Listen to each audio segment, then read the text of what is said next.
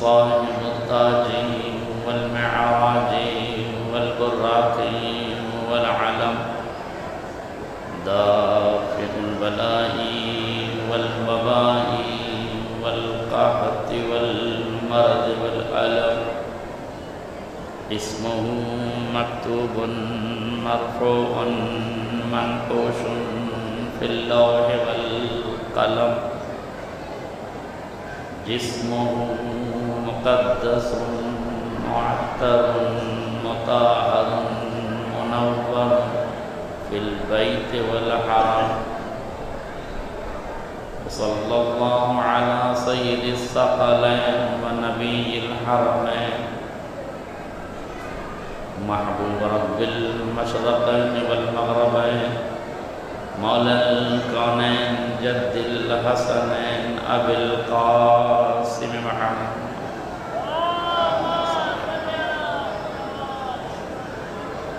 وعلى آل بيته الطيبين الطاهرين المعصومين المظلومين ولعنة الدائمة الباقية على أعدائهم أجمعين من الآن إلى قيام يوم الدين أما بعد فقد قال رسول الله صلى الله عليه وآله وسلم يا علي أنت وشيعتك هم الفائزون صلوات الله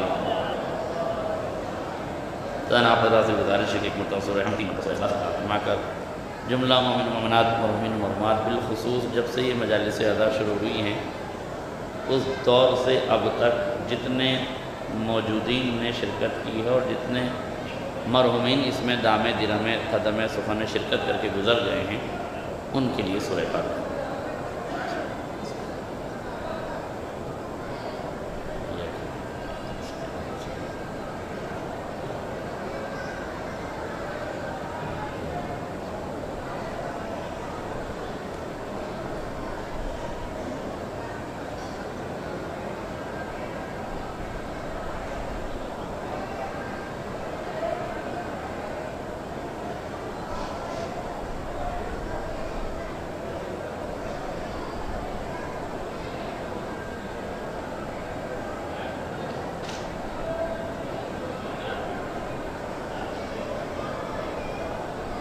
حضرات گرامی قدر بزرگان ملت دوستان عزیز علماء اعلام بہت زیادہ وقت تو مجھے نہیں دیا گیا تو اگر مومنین اپنی ضروریات سے فارغ ہو گئے ہوں تو تشریف لے آئیں میں بہت زیادہ وقت ان کا نہیں لوں گا اس جملے سے بات کا آغاز کرنا چاہوں گا اہل علم تشریف فرما ہے کہ پوری دنیا میں تمام اقوام عالم کا یہ طریقہ ہے کہ جب گرمیوں کی چھٹیاں ہوتی ہیں تو وہ گھومنے کے لیے ٹہلنے کے لیے سیاحت کے لیے مشہور و معروف اماکن پر جایا کرتے ہیں یہ ہندوستان کے تشیع کا ایک فخریہ انداز ہے کہ یہ اپنے بچوں کو ان جگہوں پہ نہیں لے جاتے جو مشہور ہیں جو میلے کی ہیں جو دیکھنے کی ہیں بلکہ ان جگہوں پر لے کے آتے ہیں جو زیارت کا مرکز ہیں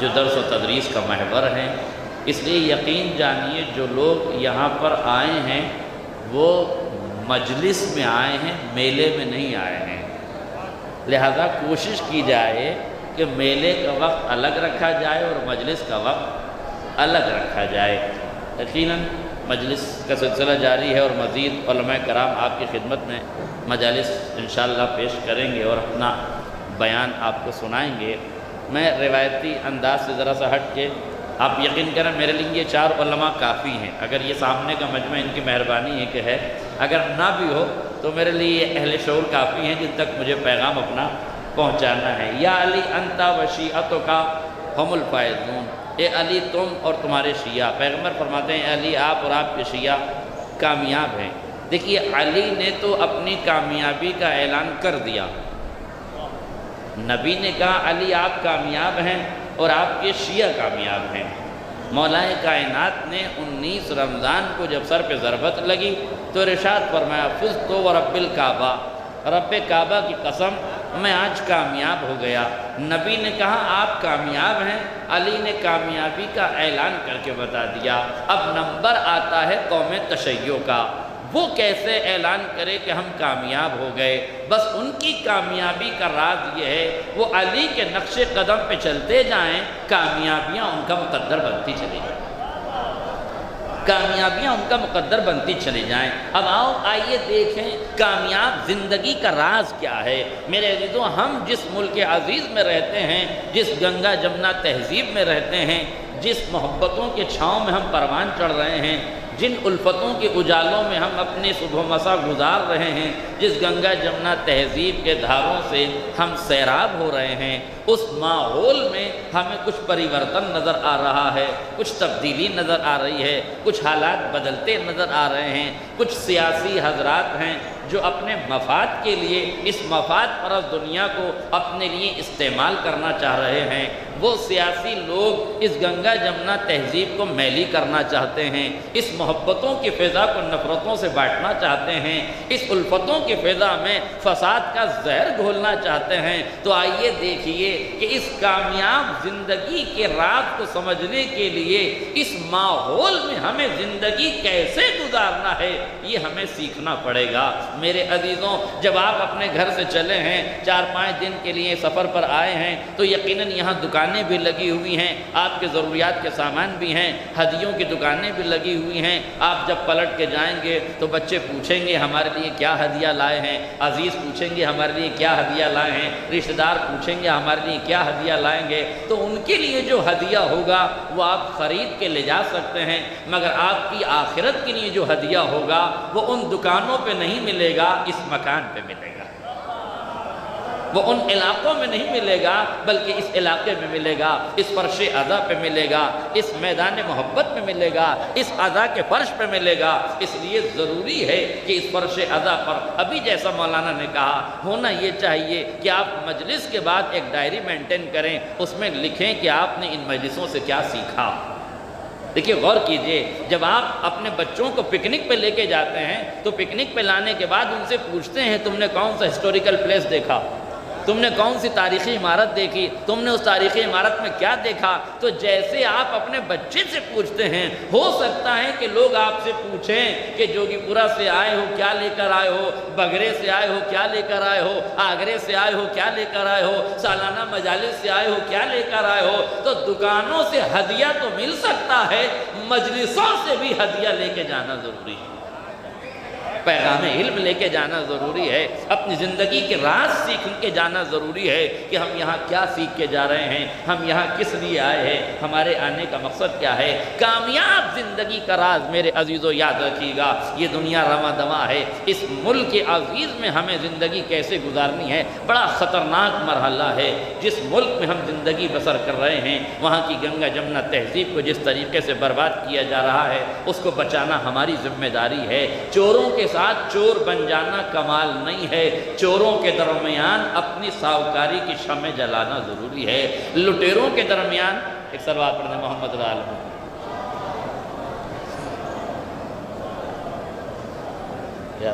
لٹیروں کے درمیان لوٹنا کمال نہیں ہے، کرپشن کے اس ماحول میں کرپٹ ہو جانا کمال نہیں ہے، بلکہ کرپشن کے اس ماحول میں علی والا بن کے دکھانا کمال ہے۔ رشوت کے بازار گرم ہو رہا ہو تو انصاف کے چراغ جلانا ضروری ہے، جہالت کی تاریکیاں بڑھ رہی ہوں تو علم کے چراغ جلانا ضروری ہے۔ میرے عزیزوں، میں نے ایک روایت بارہا پڑھی ہے، پھر چاہتا ہوں کہ علماء کرام کی نظر کر دوں۔ ایک صحابی ہے، پیغمبر کا مولا کا صحابی ہے، اس نے یہ دیکھا ایک بچھو ہے، توجہ کیجئے گا، ایک بچھو ہے جو پانی میں گر گیا ہے، اس نے بچھو کو اٹھایا تاکہ پانی سے اسے بچا لے، نجات دے دے، مگر بچھو نے اس کے ہاتھ پہ کاٹ لیا، ڈنک مار دیا اور وہ پانی میں دوبارہ گر گیا۔ صحابی نے پھر پانی میں ہاتھ ڈالا، اسے پانی سے نکالا اور پھر اس نے ڈنک مار دیا، وہ پھر گر گیا۔ تیسری بار اس نے پھر یہی کوشش کی، اسے نکالا، آخر وہ کامیاب ہو گیا۔ ایک شخص دور سے اس منظر کو دیکھ رہا تھا، قریب جا کے کہتا ہے بھائی یہ آپ کیا کر رہے تھے؟ جسے آپ نکال رہے تھے وہ آپ کو ڈس رہا تھا، جسے آپ بچا رہے تھے وہ آپ کو مار رہا تھا، جس کے آپ بچانا چاہتے تھے وہ آپ کو زہر دے رہا تھا۔ صحابی نے مسکرا کے کہا وہ بچھو ہے، اپنا کام کر رہا تھا، میں صحابی ہوں، اپنا کام کر رہا تھا۔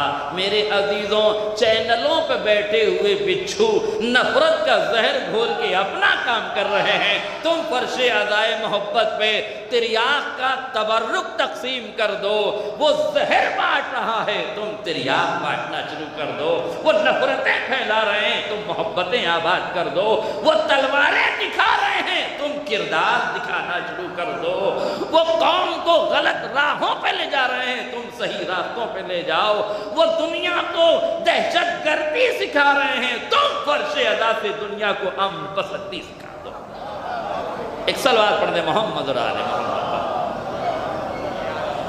اس لیے میرے عزیزوں، ہماری ذمہ داری ہے کہ اس نفرت کے ماحول کو محبت کے ماحول میں تبدیل کرنا ہے۔ میرے عزیزوں، مجھے ایمان سے بتائیے، اہل شعور تشریف فرما ہے، ایمان سے آپ بتائیے محبت کے ماحول کو بنانے کے لیے کتنے دن لگیں گے اور نفرت کے ماحول کو بنانے کے لیے کتنے لمحے لگیں گے؟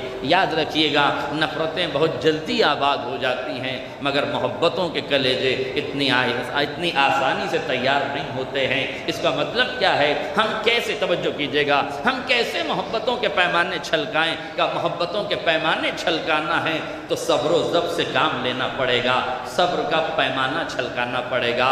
جبر کے مقابلے میں صبر کرنا، یاد رکھنا، جبر جیتا نہیں، صبر کبھی ہارتا نہیں۔ جبر کسی کا جیتا نہیں، صبر کسی کا ہارا نہیں۔ اگر دنیا میں جبر جیتتا تو سب سے بڑا جابر تو یزید تھا، جیت جاتا، مگر دنیا نے دیکھا یزید کا جبر ہار گیا، حسین کا صبر جیت گیا۔ حسین کا صبر جیت گیا تو جبر نہیں جیتتا۔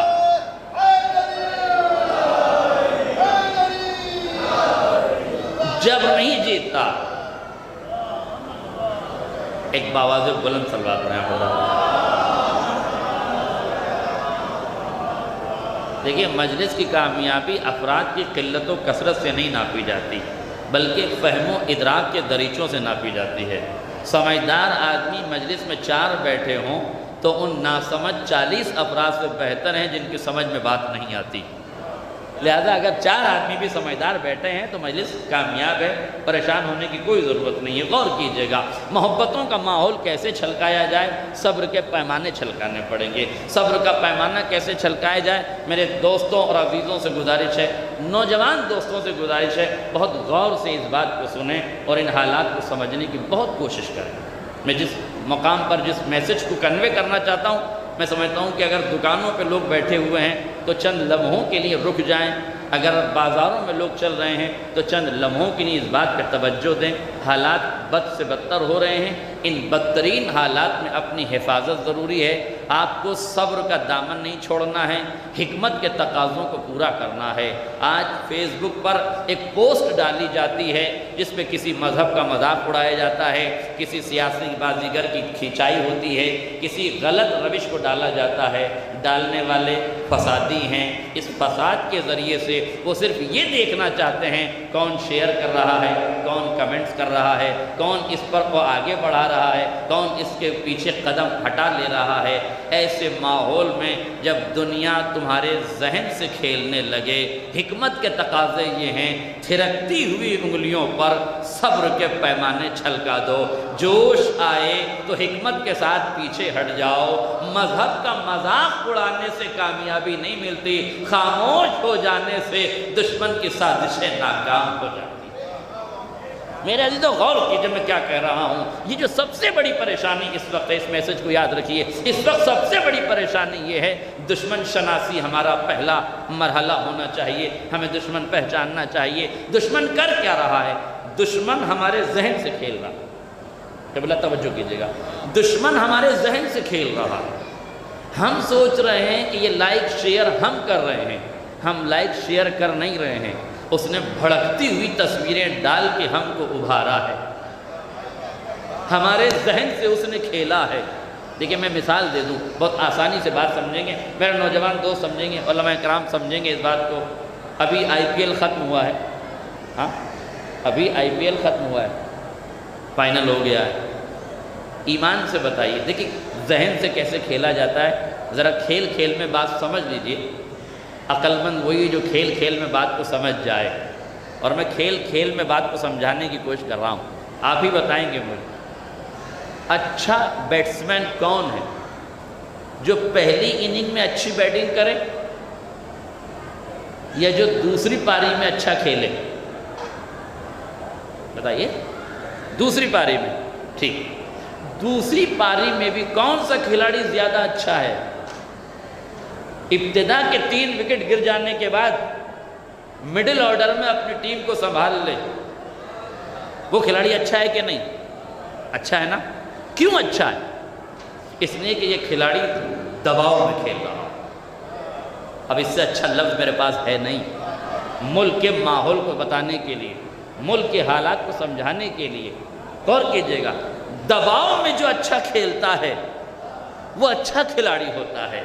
اب غور کیجئے گا، یہ کھلاڑی ہے دباؤ میں، کھڑا ہے کریز پر، دشمن کے ہاتھ میں بال ہے، اسے اپنے فن کا مظاہرہ کرنا چاہیے، صرف بالنگ کرنا چاہیے، لبوں کی کمان سے لفظوں کے تیر نہیں برسانے چاہیے، مگر چونکہ کھلاڑی دباؤ میں کریز پر کھڑا ہے، اپنی قوم کو آگے بڑھانے کے لیے تیار ہے، تو اسے گرانا ضروری ہے تاکہ ٹیم گر جائے۔ آج میرا جملہ واضح ہو جائے، اسے گرانا ضروری ہے تاکہ ٹیم گر جائے۔ تو اب بولر خالی بولنگ نہیں کر رہا ہے، لفظیں بھی بول رہا ہے، گالیاں بھی دے رہا ہے، برا بھلا بھی کہہ رہا ہے۔ اگر ایک آدمی سے کام نہ چلا تو کیپر کی آنکھوں میں آ کے ڈال کے کہا، آگے سے میں گالیاں دے رہا ہوں، پیچھے سے تو گالیاں دے، دیکھتے ہیں کتنی دیر کریز پر کھڑا رہتا ہے۔ کمال یہی ہے، گالیاں سنتا رہے، صبر کا پیمانہ چھلکاتا رہے، اپنی قوم کو آگے بڑھاتا رہے، دباؤ میں جو کھیل جائے اس کی شمتاؤں کو سلام کیا جاتا ہے۔ جو دباؤ میں کھیل کے اپنی ٹیم کو جتا لے جائے اس کی شمتاؤں کو سلام کیا جاتا ہے، پھر وہی مین آف دی میچ بھی قرار دیا جاتا ہے۔ یہ مین آف دی میچ کا فلسفہ کیا ہے؟ کہ صبر کا مظاہرہ کیا، اپنے فن کے ساتھ اپنے ذہن کو نینترن میں رکھا، اپنی شمتاؤں کا اظہار کرتا رہا۔ تو فوج جو مقابل کی ٹیم تھی اس نے کیا کیا کہ مقابل کی ٹیم پوری فیلڈ سجاتی رہی، سازشوں کے بازار گرم کیے جاتے رہے، اسے آؤٹ کرنے کے لیے گلی میں فیلڈر لگاؤ، سلپ پہ فیلڈر لگاؤ، پوائنٹ پہ فیلڈر لگاؤ، چاروں طرف فیلڈر لگے ہیں۔ یہ کون ہے؟ یہ سازشوں کے بازار ہیں، یہ سازشوں کا جال ہے جو ایک کھلاڑی کے لیے بنا گیا ہے۔ اچھا کھلاڑی کون سا ہے؟ 2 کھلاڑیوں کے درمیان سے جگہ نکال لے جائے، اپنی کامیابی کے لیے آگے بڑھ جائے۔ وہ تمہیں آگے بڑھنے سے روکنے کے لیے پوری کوشش کریں گے، تمہیں آگے بڑھنے کے لیے ہر سازش کا منہ توڑ جواب دے کے آگے بڑھ جانا۔ ایک صلوات پڑھ دے محمد میرے عزیزوں، غور و فکر کرنے کا مقام ہے۔ میں کھیل کھیل میں آپ کو کھیل بتا رہا ہوں، اس کھیل کی پریبھاشا کو سمجھ لیجئے، مسائل آسان ہو جائیں گے، مسائل حل ہو جائیں گے۔ دیکھیے غور کیجئے، آئیے میں تاریخ کے المیہ آپ کو بتا دوں۔ اہل علم تشریف فرما ہیں، باتوں کو باتوں میں نہ لے جائیں۔ لوگ ابھی عجیب عجیب باتیں کرتے ہیں، مولانا مجلس کیا پڑھ رہے تھے؟ پورا IPL بتا رہے تھے، کرکٹ کی باتیں کر رہے تھے۔ جاہلوں کے سمجھ میں ہماری تقریریں نہیں آتی، یا بہت زیادہ پڑھے لکھوں کی سمجھ میں بھی نہیں آتی، مگر جو میڈیم درجے کے لوگ ہیں وہ کھیل کھیل میں باتیں سمجھ جاتے ہیں، اور ہمارا کام باتوں کو سمجھانا ہے۔ اصلاحی مجلس کا مطلب یہ نہیں ہے کہ میں 25 منٹ تک اصلاح کا ورد کرتا رہوں، آپ سمجھیں کہ اصلاح ہو گئی۔ اصلاح کا مطلب یہ ہے کہ دشمن آپ کے ذہن سے کھیل رہا تھا، میں نے آپ کے ذہن کو متوجہ کر دیا، اصلاح بھی ہو گئی اور کامیابی بھی مل گئی۔ ایک صلوات پڑھیں محمد اور آل محمد۔ دیکھیے غور کیجیے،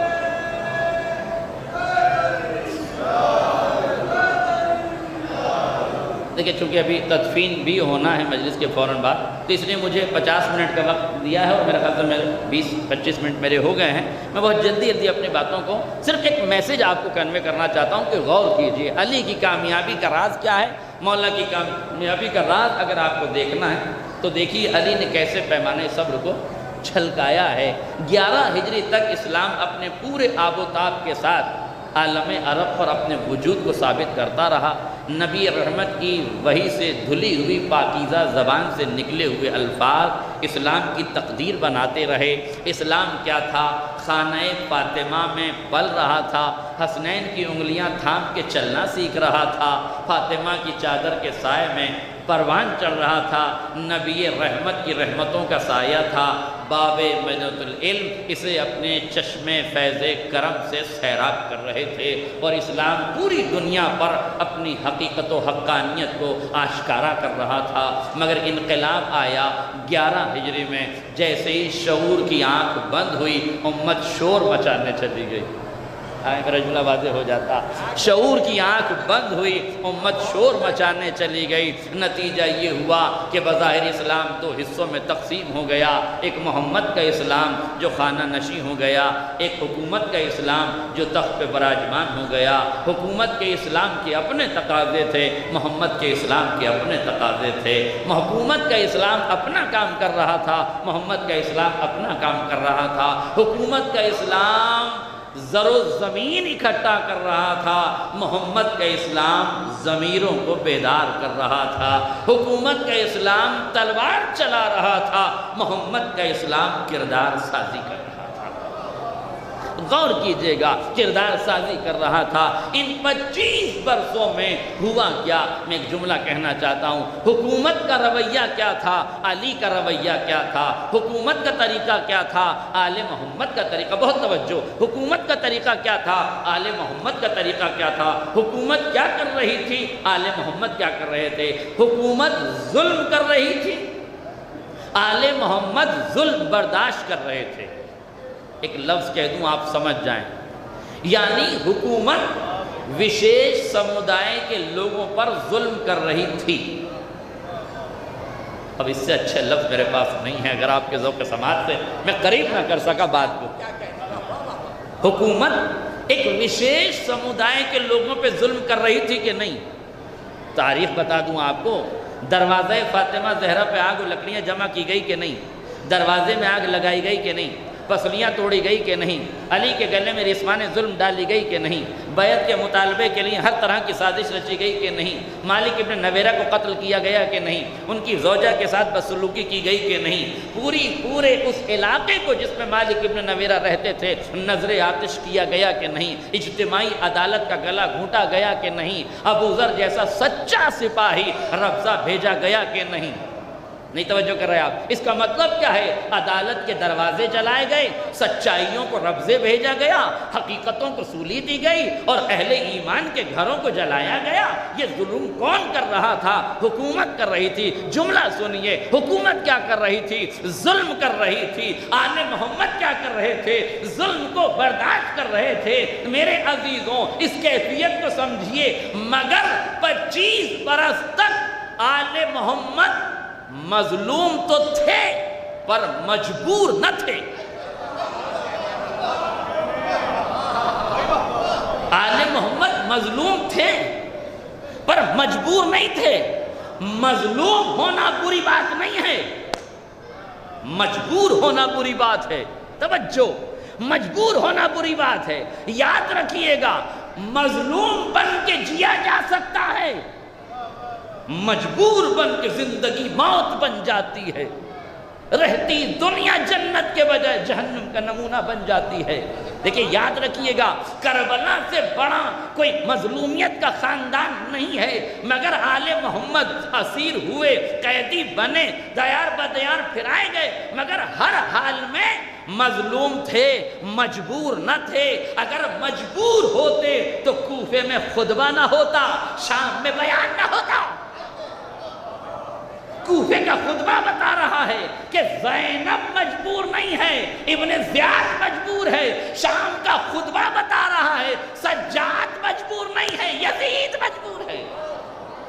قسم خدا کی آل محمد نے مجبور اور مختار کی پریبھاشا بدل دی ہے، مجبور اور مختار کے فلسفے کو بدل دیا ہے۔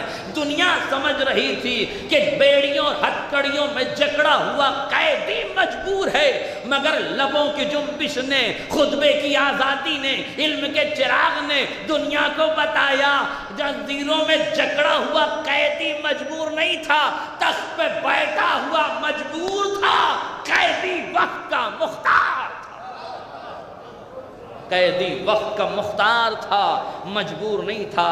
جو مجبور ہوتے ہیں وہ دبا دیے جاتے ہیں، کچل دیے جاتے ہیں، صفحے ہستی سے مٹا دیے جاتے ہیں۔ اور مجبوری آتی ہے، جہالت سے آتی ہے، بے ایمانی سے آتی ہے، رشتوں کو توڑنے سے آتی ہے، عداوتوں سے آتی ہے، نفرتوں سے آتی ہے، منافقت سے آتی ہے، اپنوں کے ساتھ دغابازی سے آتی ہے۔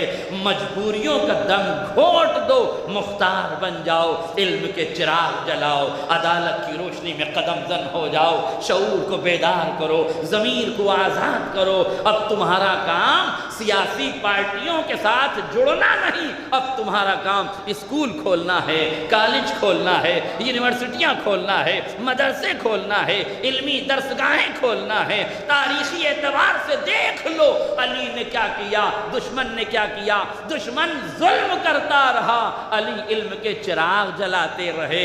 دشمن ضمیر خریدتا رہا، علی ضمیر بیدار کرتے رہے۔ دشمن شعور پہ قبضہ کرتا رہا، علی شعور و آگہی دنیا کو پیش کرتے رہے۔ نتیجہ کیا ہوا؟ 25 سال تک جبر نے گھٹنے ٹیک دیے، صبر نے کامیابی کا نمونہ بتا دیا۔ 25 برس کے بعد صبر کی تہلیس پر جبر گھٹنیوں چلتا ہوا آیا، ہاتھوں کو جوڑ کے کہنے لگے یا علی خلافت سنبھال لیجئے، حکومت سنبھال لیجئے، حکومت سنبھال لیجئے، یا علی سنبھال لیجئے۔ میرے جو ایک جملہ کہوں گا، ارے جب علی جیسے وقت کے امام کو حکومت 25 سال بعد ملتی ہے، تم کس جلدی میں چاہ رہے ہو؟ تمہیں کس بات کی جلدی ہے؟ صبر کے پیمانے چھلکاؤ، نظام بناؤ، مزاج بناؤ، لوگوں کو تیار کرو، تحریک چلاؤ، انقلاب برپا کرو۔ اس ملک کو بچانے کا وقت آ گیا ہے، دشمن سازشوں سے بچانے کا وقت ہے، دشمن طاقتوں سے بچانے کا وقت ہے، بے ایمانوں سے بچانے کا وقت ہے، غداروں سے بچانے کا وقت ہے، ملک کے ٹکڑے کرنے والوں سے ملک بچانے کا وقت آ گیا ہے۔ ہمارے مذہب میں ہی روایت ہے، نصف الایمان ہے، حب الوطن نصف الایمان، وطن کی محبت ایمان ہے۔ کوئی بے ایمان یہ نہ سوچے کہ ملک سے محبت نہیں ہے، اگر ملک سے محبت نہ ہوگی تو ایمان کب مکمل ہوگا؟ ملک کی محبت بھی ایمان کی تکمیل کا مرحلہ ہے۔ اس ملک کی محبت کے تقاضے یہ ہیں، جبر کر رہے ہیں تم صبر کرو، وہ فساد کر رہے ہیں تم اصلاح کا کام کرو، وہ تلوار دکھا رہے ہیں تم کردار دکھانا شروع کر دو، وہ اپنا کام کر رہے ہیں تم اپنا کام کرو۔ جو جس ظرف میں ہوتا ہے وہی چھلکتا ہے۔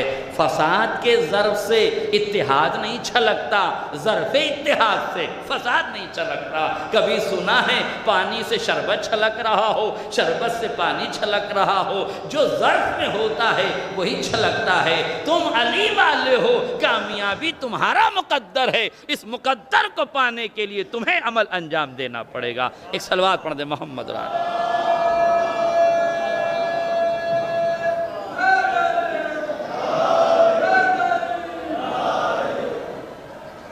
کچھ چانس نہیں آئے گا نہیں اب؟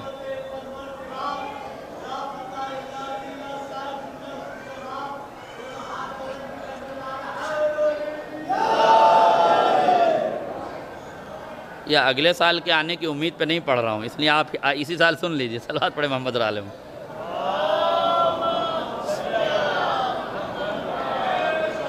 کچھ چانس ہے آئے گی نہیں؟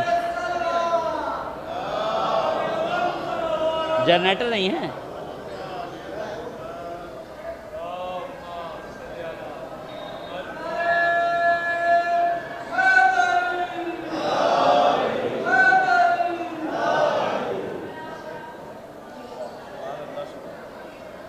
خاندان زہرا پہ بلند کرے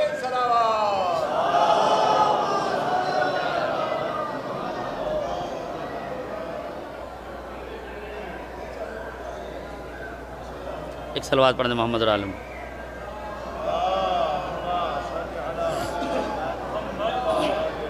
لہذا اس ماحول کو بدلنے کے لیے، ہمارے اندر تبدیلی آنے کے لیے اس ماحول کو بدلنا ضروری ہے۔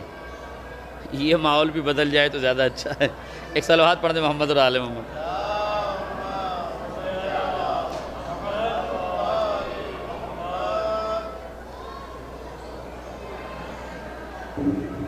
میرے عزیزوں، اس ماحول کو بدلنے کے لیے ہمیں حالات پہ کنٹرول کرنا پڑے گا، اپنے بچوں کو تعلیم سے بہرہ مند کرنا پڑے گا۔ یاد رکھیے گا، جب تک آپ کے پاس وکیل نہیں ہوں گے، آپ کے مقدمے کون لڑے گا؟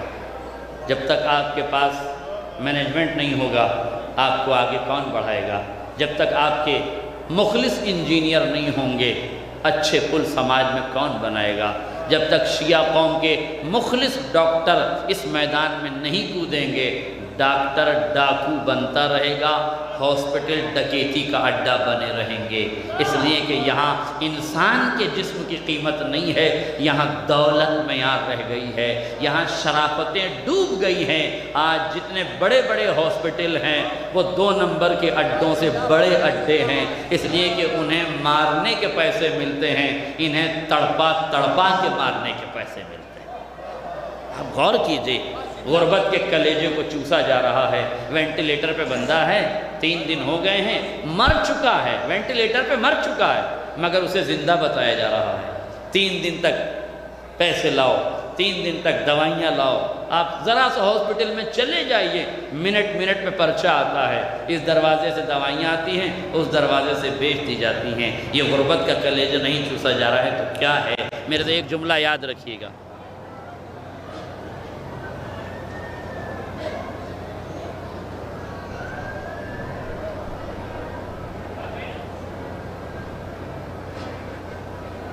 پچاس منٹ کا وقت ہے، اس میں بھی جی نہیں، میں نہیں حس کرتا۔ ایک صلوات پڑھ دیں محمد عالم۔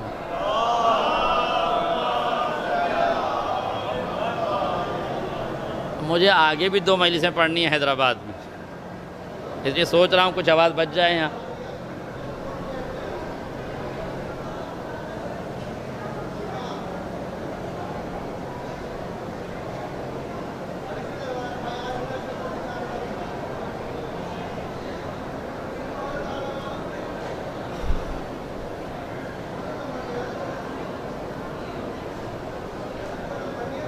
علی حیدر بھائی کیا ہے؟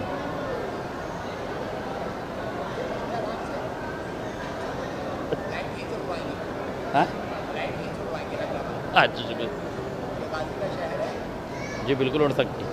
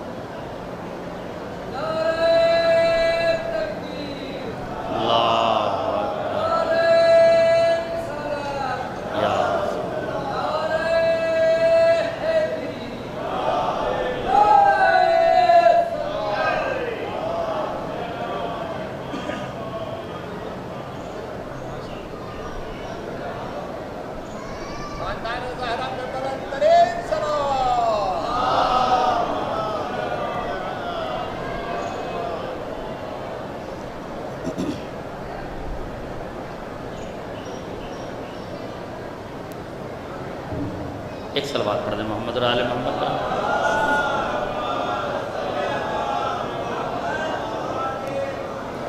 میں یہ عرض کر رہا تھا کہ وینٹیلیٹر پہ بندہ ہے، 3-4 دن ہو گئے، مر چکا ہے، مگر غربت کا کلیجہ چوسا جا رہا ہے۔ اس لیے میں ایک جملہ کہا کرتا ہوں اپنی قوم کے نوجوانوں سے، دوستوں سے، عزیزوں سے، شیعہ قوم کے بچوں کو ڈاکٹر بناؤ، اس لیے کہ شیعہ قوم کا بچہ کتنا بھی گر جائے مردوں کی کمائی نہیں کھایا کرتا۔ اسے اپنی محبت کی شریعت میں معلوم ہے کہ مردے کو جلدی دفن کرنا ہے، اس کی تجہیز ہونا ہے، اس کی تکفین ہونا ہے۔ اس لیے یاد رکھنا، اپنے اندر انجینئر بناؤ تاکہ ایسے پل بنائیں جس پہ انسانیت چلے، ایسے نہ بنائیں جس کے نیچے انسانیت کچل جائے۔ ایسے ڈاکٹر بناؤ جو مسیحا بن کے دنیا کی حفاظت کریں، ڈاکو بن کے انسانیت کا کلیجہ نہ چوس لیں۔ تو ڈاکٹر تمہارے درمیان میں ہونے چاہیے، وکیل تمہارے درمیان میں ہونا چاہیے، IAS آفیسر تمہارے درمیان میں ہونا چاہیے۔ ان مجلسوں کا مطلب یہی ہے کہ علی کی زندگی سے اپنی زندگی کو ملانے کی کوشش کرو، علی کی زندگی کو سنتے ہوئے اس کے نقش قدم پہ چلنے کی کوشش کرو۔ 25 سال میرا علی خاموش رہا، مگر مجھے بتاؤ کیا علی خاموش تھے تو کوئی خاموشی تھی علی کی؟ میرے عزیزوں، جملہ صاحبان ایمان کے نظر کر رہا ہوں، علی کسی گم صفت انسان کی خاموشی نہیں تھی، بلکہ دنیا کا سب سے بڑا متکلم تھا جو خاموش تھا، سب سے بڑا خطیب تھا جو لبوں پہ مہر سکوت لگائے ہوئے تھا۔ یہ کوئی عام آدمی خاموش نہیں تھا۔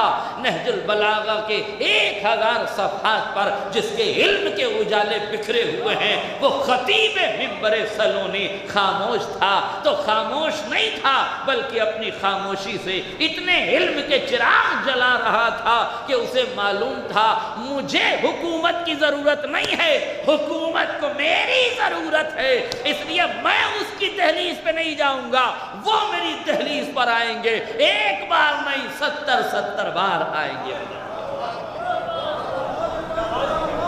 ایک بار نہیں 70 بار آئیں گے۔ تم اپنے کردار کو علی کے کردار میں ڈھال لو، تم اپنی زندگی کو علی کی زندگی میں ڈھال لو۔ علی نے کامیابی کا اعلان کیا، آخری فقرے سن لیجئے، علی نے کامیابی کا اعلان کہاں کیا؟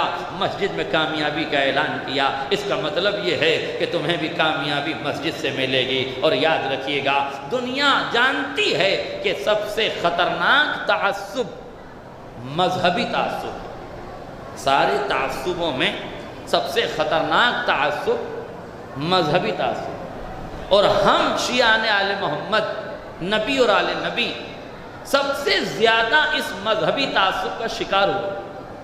غور کیجئے گا، آل محمد پہلے پیغمبر کی ذات، آسان لفظوں میں سمجھاؤں، غور کیجئے گا، 40 برس تک نبی کو صادق کہنے والے، امین کہنے والے، ان کے نقش قدم پہ چلنے والے، ان کے چہرے کو باعث برکت بتانے والے، ان کے شعور کا قصیدہ پڑھنے والے، ان کی فراست و ذہانت کا قصیدہ پڑھنے والے، ان کے لبوں کی مسکراہٹ پر جان قربان کرنے والے، ان کے لب و رخسار پر قربان ہونے والے لوگ، ان کی زلف دراز پر قربان ہونے والے لوگ، پورا عالم عرب جس نبی کی صداقت، امانت، شرافت کا قائل تھا، جیسے ہی نبی نے اعلان کیا قولوا لا الہ الا اللہ تفلحوا، اے لوگوں لا الہ الا اللہ کہہ دو کامیاب ہو جاؤ گے، بس چاروں طرف سے آواز آنے لگی، نعوذ باللہ یہ مجنون ہو گیا ہے، یہ دیوانہ ہو گیا ہے، یہ کاہن ہو گیا ہے، یہ کاہن کی لفظ، یہ مجنون کی لفظ، یہ دیوانے کی لفظ یہ کیوں آ رہی تھی، یہ شاعر ہو گیا ہے، یہ ساری لفظیں اس لیے تھی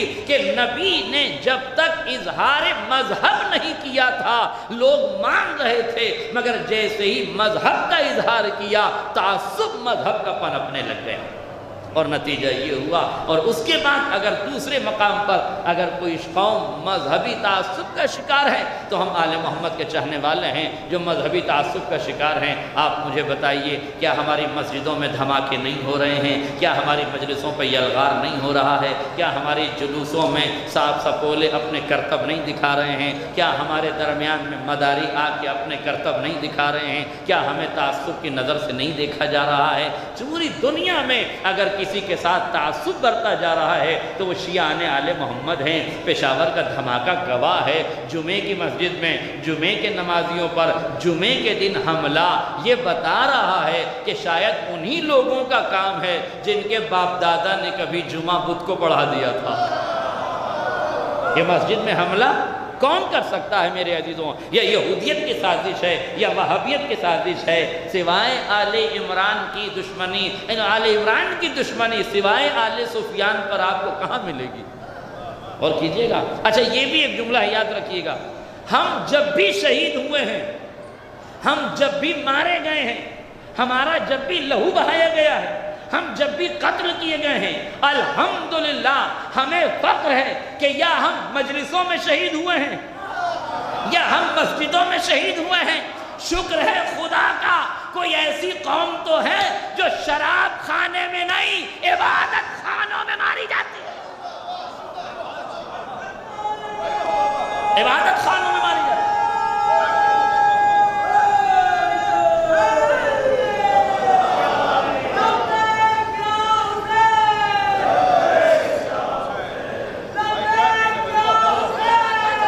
ہم مجلسوں میں مارے جاتے ہیں۔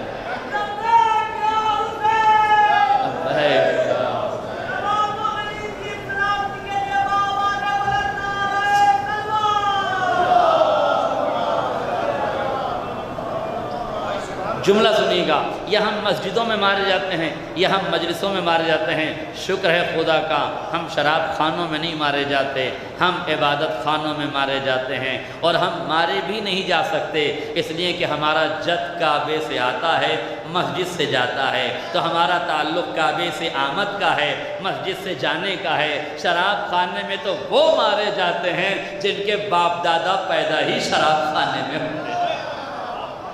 آپ خانے میں تو وہ مارے جاتے ہیں میرے عزیزوں، اور کیا آپ نے، اور وہ مارے بھی جانے چاہیے شراب خانوں میں، اس لیے کہ دنیا جانتی ہے نا کہ مجلسیں کون کرتے ہیں، مسجدوں کو کون آباد کرتے ہیں۔ میرے عزیزوں یہ پیغام سن لیجئے، مسجد سے کامیابی کا اعلان کیسے کیا جاتا ہے، استقامت کا مظاہرہ کیسے ہوتا ہے، شعور کی بلندی کیسے دکھائی جاتی ہے، صبر کے پیمانے کیسے چھلکائے جاتے ہیں، ضمیر کو ثابت کیسے کیا جاتا ہے، استقامت کسے کہتے ہیں، غور کیجئے گا۔ پشاور کی مسجد میں جمعے کے دن جمعے کی مسجد میں جمعے کے نمازیوں پر حملہ ہوا، 57 سے زیادہ لوگ شہید ہوئے، زمین خون سے رنگین ہو گئی، طاقوں میں رکھے ہوئے قرآن نظر آتش ہو گئے، مسجد کا فرش خون سے رنگین ہو گیا۔ مگر آپ دیکھیے یہ کام ظہر کی نماز میں جمعے کی نماز میں ہوا ہے، مگر جیسے ہی مغرب کا وقت آیا پھر صفیں بچھ گئی، پھر نمازی آ گئے۔ آپ نے قدر نہیں کی جملے کی، جیسے ہی مغرب کا وقت آیا پھر صفیں بچھ گئی، پھر نمازی آ گئے، پھر مسجد آباد ہو گئی۔ دشمن قتل کر کے یہ سوچ رہا تھا میں نے مٹا دیا، میں نے خون میں نہلا دیا، میں نے فرش مسجد کو رنگین کر دیا، میں نے آل محمد کے چاہنے والوں کے پرخچے اڑا دیے۔ اسے کیا پتا کہ یہ آل محمد کے چاہنے والے ہیں، یہ موت انہیں نہیں ڈراتی، یہ موت کی آنکھوں میں آنکھیں ڈال کے بات کرتے ہیں۔ مجھے سید حسن نصر اللہ کا ایک جملہ یاد آتا ہے، سید حسن نصر اللہ نے بن سلمان کو جو سعودیہ کا کنگ ہے اسے متوجہ ہو کے کہا تھا، بن سلمان یاد رکھنا اگر ہم مرنے والی قوم ہوتے تو کربلا میں مر کے مر گئے ہوتے، ہم جینے والی قوم ہیں، کربلا میں مر کے ہم نے موت کو مات دی ہے، دنیا کو جینا سکھایا۔ ہم مر کے مرنے والوں میں سے نہیں ہیں، ہمیں مرنے سے ڈرایا نہ جائے، ہمیں قتل سے ڈرایا نہ جائے۔ القتل لنا عادہ والشہادت لنا کرامہ، قتل ہو جانا ہماری عادت ہے اور جام شہادت کا مل جانا ہمارے لیے باعث کرامت و باعث افتخار ہے۔ جذبہ شہادت کی شمع روشن رکھیے، نہ جانے کس چوراہے پہ مل جائے، شمع شہادت روشن رکھیے، نہ جانے کس علاقے میں مل جائے، مگر یہ جذبے باقی رہنے چاہیے، اس لیے کہ وہی قوم زندہ رہتی ہے جن کی جو حادثوں کی آغوش میں پلتے ہیں، شعور کی باہوں میں جنم لیتے ہیں اور اپنے وجود کو زندہ رکھتے ہیں، جو شہادت کو گلے لگا لیتے ہیں، جو شہادت کو دلہن سمجھتے ہیں، وہی کامیابی کا صحرا باندھتے ہیں۔ اس لیے ضروری ہے کہ شہادتوں کے جذبے جگائے رکھنا اور اپنی قوم کو بیدار کرنے کے لیے علم کے چراغ جلائے رکھنا، تاکہ جہالت کا دم گھٹنے لگے، تمہیں حکومت کی ضرورت نہ ہو، حکومت کو تمہاری ضرورت ہونے لگے۔ اور خبردار، تمہیں مہنگائی سے گھبرانے کی ضرورت نہیں ہے، تمہیں پریشان ہونے کی ضرورت نہیں ہے۔ علی کے چاہنے والوں سے آخری فقرہ کہہ کے بات تمام کر رہا ہوں، تمہیں دو کام کرنے ہیں۔ مہنگائی، ایک جملہ کہنا چاہتا ہوں، اگر 1 روپے میں گیہوں کا 1 دانہ ملنے لگ جائے تو پریشان نہ ہونا۔ دیکھیے، گیہوں کی مہنگائی کا راز سمجھ لیجیے، گیہوں کی مہنگائی کا راز سمجھ لیجیے۔ پوری دنیا میں گیہوں کی سپلائی کرنے والا یا روس ہے یا یوکرین ہے، اور دونوں جنگ میں ویسٹ ہیں، اس وقت بیزی ہیں، لہذا گیہوں کا سنکٹ آ سکتا ہے، یہ خیال رکھا جائے۔ لہذا روٹی کھائیے اتنی، پکائیے اتنی ہی جتنی کھائیے، سڑکوں پہ پھینکنے کی کوشش نہ کیجیے، ورنہ کہیں ایسا نہ ہو کہ پھر حالات بد سے بدتر ہوں۔ اور پڑوسیوں کو دیکھ کے لوگوں کو کچھ سیکھ لینا چاہیے۔ شری لنکا کے حالات دیکھ کے تو کم سے کم آنکھ کھل ہی جانا چاہیے، احساس بیدار ہو جانا چاہیے۔ اور یوکرین اور روس کی لڑائی سے ایک جملہ بھی آپ سمجھ لیجئے غور سے، کبھی بھی چھوٹی طاقتوں کو بڑی طاقتوں کے چڑھائی میں نہیں آنا چاہیے۔ آئے میرا جملہ واضح ہو جاتا، بڑی طاقتوں کے چڑھانے میں آگے نہ بڑھ جانا۔ یوکرین اگر امریکہ کے چڑھانے سے آگے نہ بڑھتا تو یوں برباد نہ ہوتا۔ چھوٹے کا کمال بڑے کے چڑھانے میں آ کے آگے چلنا نہیں ہے، اپنی حکمت عملی کو اپنی ذہانت و فراست سے آگے بڑھانا کرنا۔ لہذا دنیا کے منظروں کا پس منظر سمجھ کے ان باتوں کو سمجھنے کی کوشش کر لیجئے، ورنہ حالات بہت دور جانے والے ہیں۔ غور کیجئے میں کیا عرض کر رہا ہوں۔ اس لیے ان حالات کے پیش نظر توجہ، ان حالات کے پیش نظر جس منزل پہ میں جا رہا تھا، اگر گیہوں کا 1 دانہ 1 روپے میں ملنے لگے تو آپ پریشان مت ہونا، بس 2 کام کرنا۔ توجہ سے سن لیجئے، میری گفتگو تمام ہو گئی۔ بس 2 کام کرنا، اسے لکھ لیجئے اپنے صفحے ذہن کے جس گوشے میں چاہیں، اسے رقم کر لیں۔ مہنگائی سے مت ڈرنا، 2 کام کرنا، توکل خدا پہ کرنا، توسل آل محمد پہ کرنا۔ آئے میرا جملہ واضح ہو جائے، توکل خدا پہ ہو، توسل آل محمد سے ہو۔ غور کیجئے گا، توکل کے لیے محنت چاہیے، توسل کے لیے محبت چاہیے۔ آئے میرا جملہ واضح ہو جائے، کاہل توکل سے آگے بڑھ نہیں سکتا، کاہل توکل نہیں کر سکتا، جاہل توسل نہیں کر سکتا۔ علم کے چراغ جلاؤ کہ توسل کر لو، خدا پہ بھروسہ رکھو اور معرفت کے ساتھ آگے بڑھو۔ اس لیے کہ مہنگائی کی ڈائن انہیں ڈستی ہے جن کا رزق دینے والا خدا مردہ ہو۔ ہمارا نبی بھی زندہ ہے، امام بھی زندہ ہے، اور الحمدللہ ہمارا خدا بھی زندہ ہے۔ تو جس خالق کی مخلوق اپنے خدا کو زندہ سمجھتی ہے، وہ اس پہ توکل کرتی ہے، اس کی کبریائی سے توسل کے لیے آل محمد کو آگے بڑھا کے وسیلہ بناتی ہے۔ بس توکل اللہ پہ کرنا، توسل آل محمد پہ کرنا، زندگی کی کامیابی کے راز یہی ہیں۔ صبر کے پیمانے چھلکاؤ، علم کے چراغ جلاؤ، توکل خدا پہ رکھو، توسل آل محمد پہ رکھو۔ مجلس میری تمام ہو گئی، کامیابی کے راز یہی ہیں۔ ہاں، ان منزلوں کو تم نے طے کر لیا تو پھر نبی کی یہ حدیث مکمل طور سے صداقت کا اعلان کرتی ہوئی آپ کے سامنے آ جائے گی۔ یا علی انت و شیعتک ہم الفائزون، یا علی تم بھی کامیاب ہو، تمہارے شیعہ بھی کامیاب ہیں۔ بس شیعوں کو علی کے نقش قدم پہ چلنا ہوگا، بغیر علی کے ہم کامیابی و کامرانی حکمرانی سے ہم کنار نہیں ہو سکتے۔ نام علی کا ثواب کتنا بھی مانیے مگر نبی کے علی کے قدموں سے قدم ملانے کا ثواب اس سے زیادہ ہے، علی کی راہ پہ چلنے کا ثواب اس سے زیادہ ہے، علی کے نقش کف پا کو پا کر اس کے ساتھ آگے بڑھ جانے کا ثواب زیادہ ہے۔ آپ سوچئے جس کے نام کا ثواب اتنا ہے اس کے کام کے آگے چلنا، اس کے کام کے ساتھ چلنے کا ثواب کتنا ہوگا۔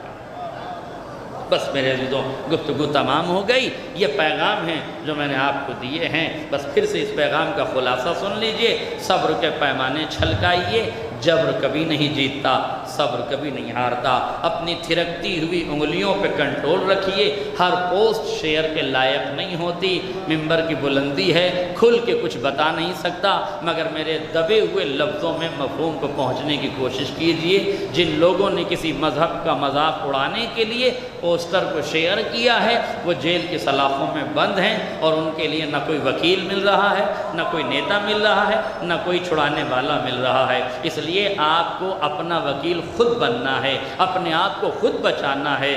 جوش سے کام نہ لو، ہوش سے کام لو، جذبات سے کام نہ لو، حکمت سے کام لو۔ آگے بڑھنا ہمیشہ ضروری نہیں ہوتا، کبھی حکمت کے تقاضے پیچھے ہٹنے کو کہیں تو پیچھے ہٹ جاؤ۔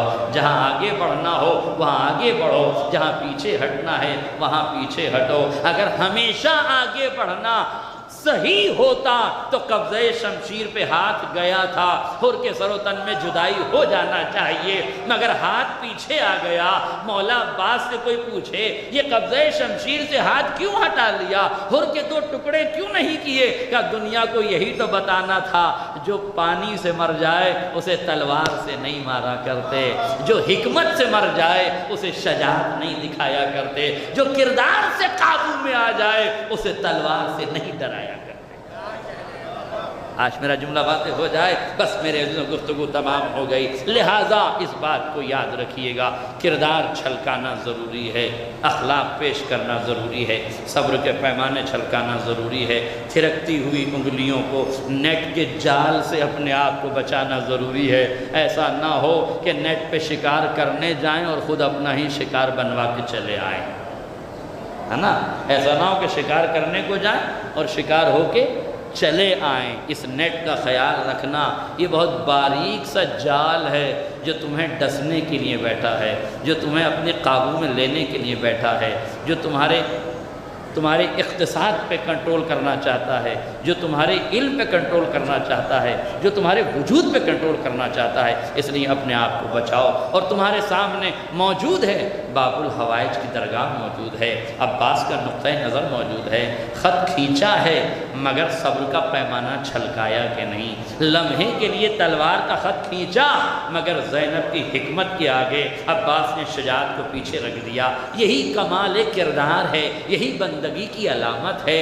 ہیں تو مجاہد میرے مولا مگر جو سلام کیا ہے وہ عبد صالح کہہ کے سلام کیا ہے۔ السلام علیکہ ایھا العبد الصالح المطیع للہ ولرسولہ، تم اللہ کے اطاعت گزار ہو، تم رسول کے اطاعت گزار ہو۔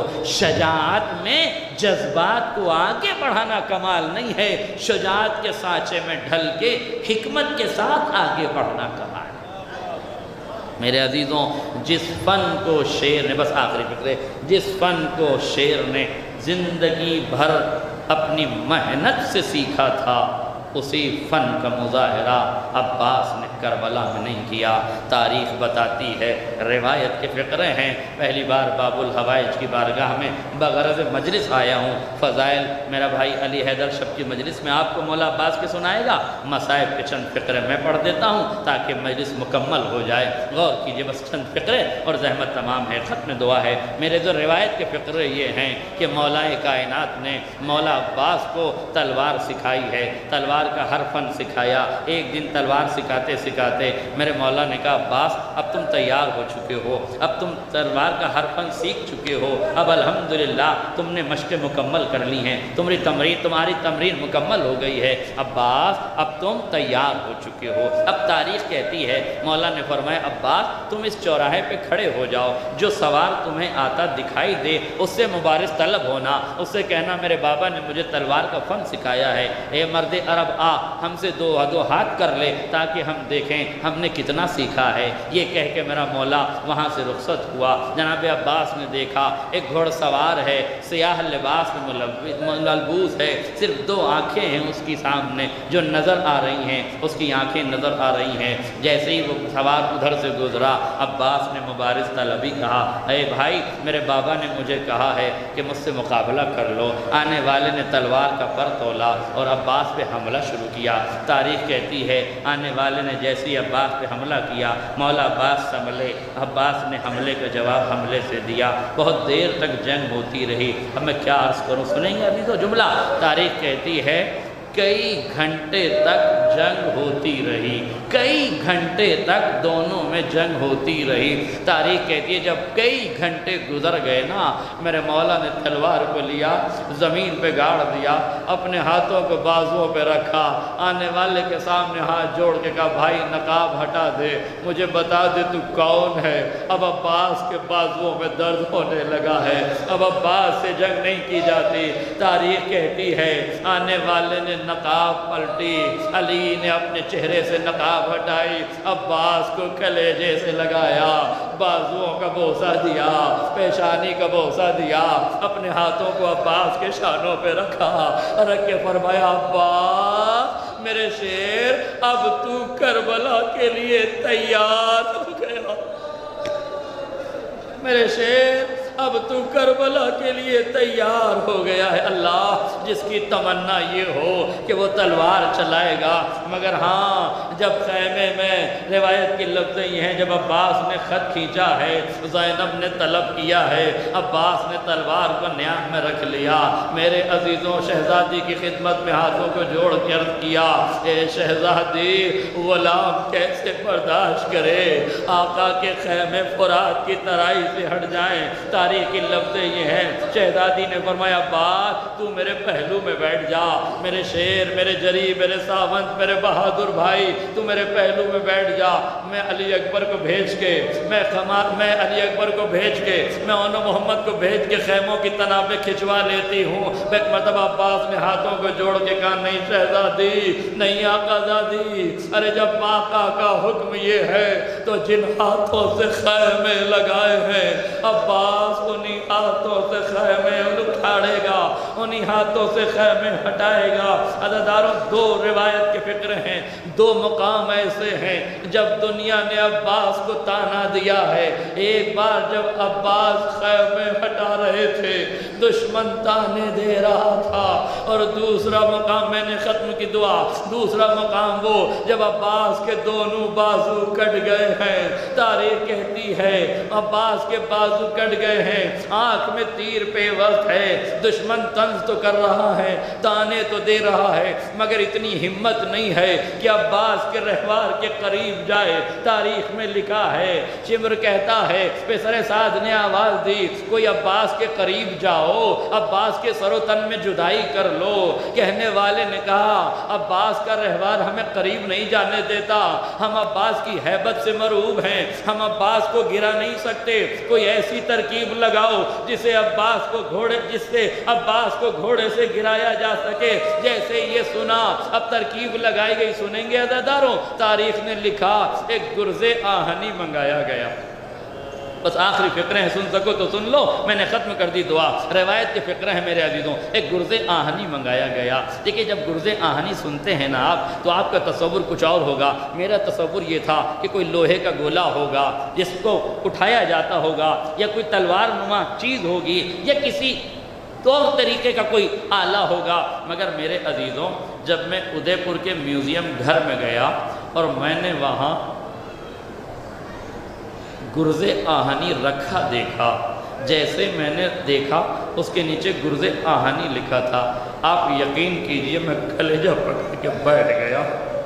میں نے دیکھا کہ ایک لوہے کا گولا ہے، اس گولے میں چاروں طرف باریک باریک سوئیاں لگی ہوئی ہیں، ایک زنجیر ہے جو اس سے بندھی ہوئی ہے، چلانے والا اسے پکڑ نہیں سکتا ورنہ ہاتھ زخمی ہو جائے گا، اسے صرف چلاتا ہے میرے عزیزوں تاکہ دور سے وہ حملہ کر سکے۔ یہ تھا گرز آہنی۔ جسے منگایا گیا۔ عزادارو سن سکو تو سن لو، ابھی میں نے عباس کا علم دیکھا تھا، میری آنکھیں بھر آئی تھی۔ سنیں گے، ابھی منگلور سے چند نوجوان مجھے راستے میں ملے، ابھی جب میں گاڑی سے آ رہا تھا چند نوجوان مجھے ملے جو پیدل آ رہے تھے، ان کے ہاتھوں میں علم تھا، ان کے پاس پانی کی بوتل تھی۔ ہمارے ضامن صاحب نے کہا کہ پانی ہو تو دو، جلدی سے ان زائروں کو پانی دے دے۔ انہوں نے فوراً ایک بوتل پانی دی، انہوں نے بڑی مسکراہٹ کے ساتھ پانی کو لیا۔ میں علم کو دیکھتا رہ گیا، 85 کلومیٹر ہے منگلور، 4 نوجوان ہیں، پیدل چل کے عباس کی بارگاہ میں آئے ہیں، مگر ہاں رستے میں پانی مل گیا نا، انہیں پانی تو مل گیا، علم لا رہے تھے، پانی مل گیا، مگر ہائے عباس، علم لے کے مشکیزہ لے کے گئے تھے، مگر سکینہ کی امیدیں پوری نہ ہو سکی۔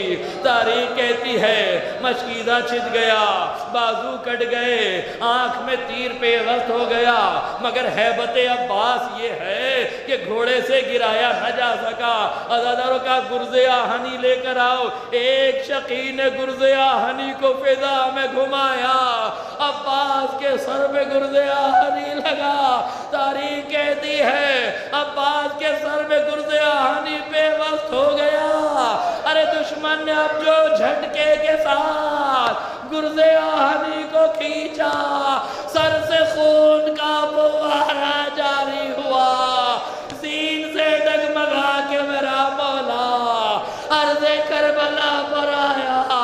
جو شہید اب تک زمین پر آتا تھا، امام زمانہ کہتے ہاتھوں کو ٹیک لیتا تھا، مگر ہائے میرا مظلوم عباس، سر زخمی ہے، جیسے ہی زمین پر آئے منہ کے بل زمین پر گرے۔ واہ عباسا واہ علیہ واہ حسین، اِنَّ لِلَّهِ وَإِنَّا إِلَيْهِ رَاجِعُونَ لِذَنبِ قَضَائِهِ وَتَسْلِيمًا لِأَمْرِهِ فَسَيَعْلَمُ الَّذِينَ ظَلَمُوا أَيَّ مُنقَلَبٍ يَنقَلِبُونَ رَبَّنَا تَقَبَّلْ مِنَّا إِنَّكَ أَنْتَ السَّمِيعُ یا اللہ، یا رب یا کریم پروردگار واسطہ محمد اور آل محمد کا مختصر سے عبادت کو قبول فرما۔ کریم پروردگار اس بزم حسینی میں جو حضرات جو مومنین و مومنات تشریف فرمائیں، کریم پروردگار ان کی دعاؤں کو مستجاب فرما۔ کریم پروردگار یہ جو حاجت مند روزوں پہ حاجتیں لے کر آئیں، میرے مالک ان کی حاجتوں کو پوری فرما۔ کریم پروردگار واسطہ باب الحوائج کی مظلومی کا، جو مومنین اپنے بیماروں کے لیے دعا کرنے آئے ان کے بیماروں شفاء کامل عاجل عطا فرما۔ قوم تشیع سے غربت و جہالت کا خاتمہ فرما، ہماری قوم کے درمیان علم کے چراغ روشن فرما۔ کریم پروردگار ہماری عبادات کو قبول فرما، ہمارے اماکن عبادات کا تحفظ فرما۔ ملک عزیز ہندوستان پر رحمت نازل فرما، ملک عزیز میں ظلم کرنے والے ظالمین کو نست و نابود فرما، ملک عزیز کو تقسیم کی سازشیں کرنے والے سازشوں کو نست و نابود فرما، ملک عزیز میں نفرت پھیلانے والے نفرتیوں کو نست و نابود فرما۔ کریم پروردگار واسطہ محمد اور آل محمد کا جنت البقیع میں عالی شان روضہ تعمیر فرما۔ مالک واسطہ پروردگار واسطہ کریم پروردگار واسطہ آل محمد کا خصوصی دعا یہ ہے، ہماری عبادت کو قبول فرما، ہماری ان مجلسوں کو قبول فرما۔ کریم مالک خصوصی دعا یہ ہے، امام زمانہ کے ظہور میں تعجیل فرما اور ہمیں ان کے انصار عوام کر دے۔ آپ حضرات سے گزارش ایک مرتبہ سورہ حمد، 3 مرتبہ سورہ اخلاص کا سما کر جملہ مومنین کی روح کو حساب۔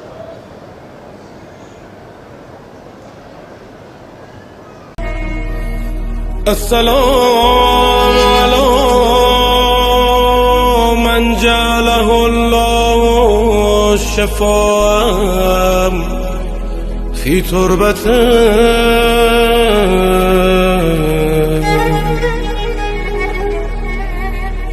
السلام على من الإجابة تحت قبته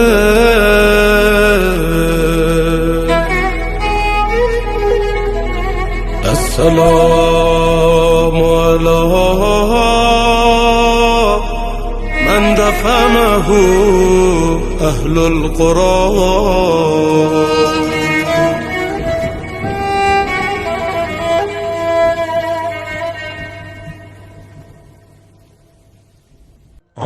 اللهم صل على محمد